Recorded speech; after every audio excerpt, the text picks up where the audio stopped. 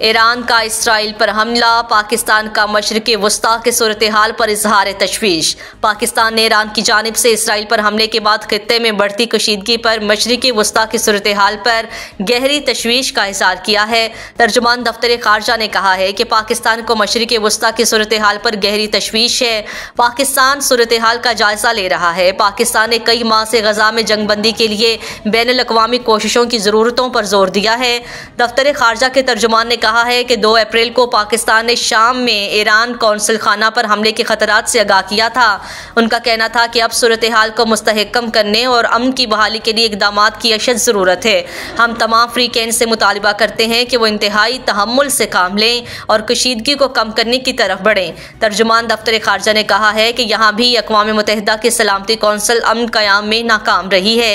ईरानी media के मुताबिक ये हमला 1 अप्रैल को इसराइल के दिमश्क में ईरानी कौंसल खाने पर हमले के जवाब में है, जिसमें ईरानी पासदारान इनकलाब के लीडर समेत 12 अफराद शहीद हो गए थे।